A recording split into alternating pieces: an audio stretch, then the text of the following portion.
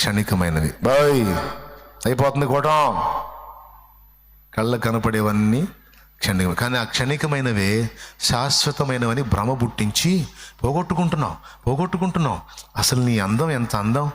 ఈ అందం అంతా అడవిగాచిన వెన్నెలైపోతుంది.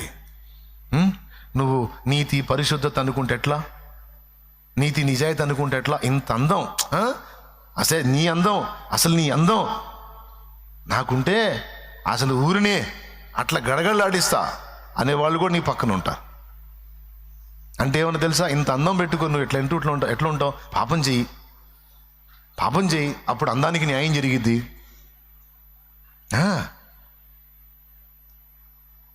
పాపం కొంతమంది దిగులేసుకుంటారు, నిజంగా నా అందం అంతా ఇదైపోతుంది, నేను లోకాన్ని ఏం అనుభవించలేకపోతున్నాను. ఆ అమ్మాయి నయం, ఇప్పటికి 3 మార్చింది. నా బ్రతికేందో మరీ, వాడు నయం 7-8 మందిని మార్చాడు. నేను హృదయాల లోపల సంగతులు బయటేసి మాట్లాడతా. అందరు కాదు, కొందరు. వాళ్ళు అందరూ అంటే మీకు మండిద్ది, అందుకని చెబుతున్నాను నేను. దేవునికి స్తోత్రం.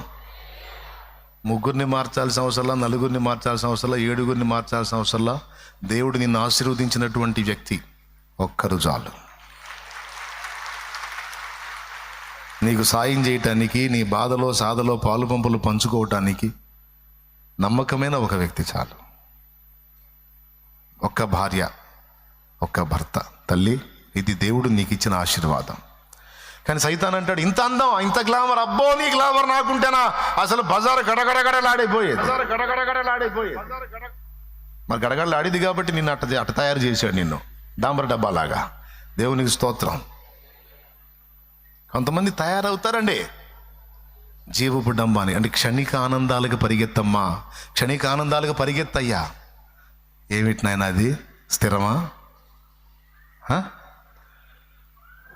కమ్మని విందులు నాకు వలదు, క్షణికానందాలు నాకు వలదు.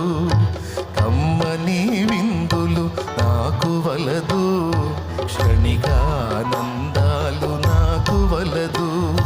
కీర్తి కిరీటాలు నాకు వలదు, కీర్తి కిరీటాలు నాకు వలదు.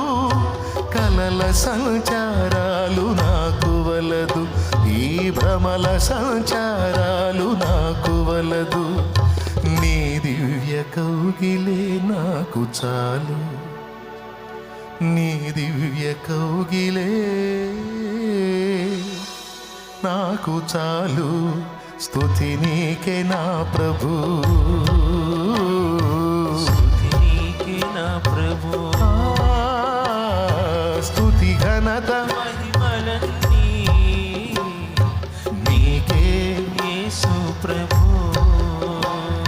స్తుతి ఘనత మహిమలన్నీ నీకే యేసు ప్రభు. దేవునికి మహిమ.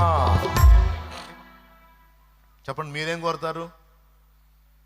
నాకు జీవపు డంబాలు, క్షణిక ఆనందాలు, నేత్రాశ పాపాలు, జీవపు డంబాలు, నా పొట్ట, నా శరీరాశలు.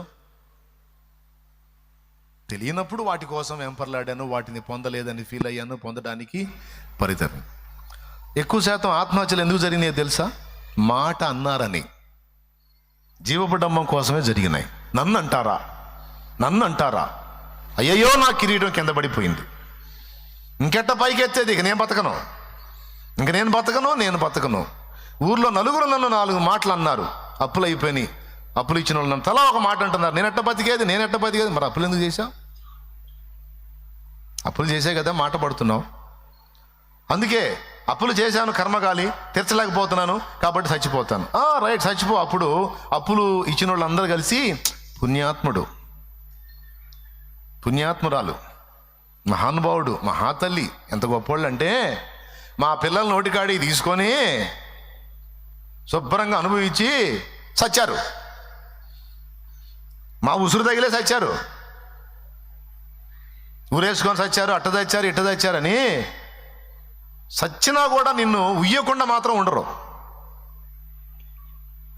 ఇక్కడ కూర్చున్న వాళ్ళందరికీ చెప్తున్నాను నేను, అప్పులైనని మాట అంటున్నారు, ఇంకొకటి అయిందని మాట అంటున్నారు. అంటే నువ్వు దేవుడిని ఎరక్క ముందు నువ్వు ఏదో కృంగిపోయావు, భయపడ్డావు, తెలియదు కాబట్టి ఇప్పుడు తెలిసింది యేసయ్య నీకున్నాడని. ఇక చావాలి అన్న ఆలోచన పక్కన పెట్టేయి, పనికిమాలిన ఆలోచన, అది సైతాన్ ఆలోచన. బ్రతుకు పోరాడి గెలవాలి. ఇంతకుముందు నువ్వు ఒంటరివి, ఇప్పుడు దేవుడు నీకు తోడై ఉన్నాడు. ఏదో ఒక దారి నీకు చూపిస్తాడు. సరే, ఇచ్చిన వాళ్ళు ఒక మాట అంటాం, మరి తప్పు కాదుగా, పాపం వాడు ఇచ్చాడు కదా, ఏదో పైకి నిన్ను గాయపరచాలని అంటాడు. కానీ ఒక రకంగా చెప్పాలంటే ముష్టిబతికి ఆ వ్యక్తిది. తీసుకున్నప్పుడు ఎవరు చేయి కింద ఉంది, ఎవరు చేయి పైన ఉందండి? అప్పు తీసుకున్నప్పుడు ఇచ్చినోడు చెయ్యి, తీసుకున్నోడిది కదా. ఇప్పుడు అప్పు తిరిగి ఇచ్చేటప్పుడు ఎవరి చేయి కింద ఉంటుంది, ఎవరి చేయి పైన ఉంటుంది? ఇప్పుడు పైన ఉంది ఎవరు? నువ్వే. అప్పులు చేసినా నువ్వే పైన ఉన్నావు. ఇప్పుడు వాడు మళ్ళీ ముష్టి పాత్రకు వచ్చా. ఇక ఏదో నిన్ను గాయపరిచినా ఇస్తావని మాట్లాడుతున్నాడు, కానీ నువ్వంటే కక్ష కాదు.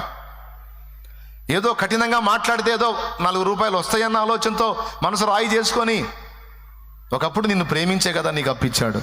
అదే వ్యక్తి ఈరోజు నిన్ను తిడుతున్నాడంటే ఏ కారణం చేత? వాని బాధ వాడిది.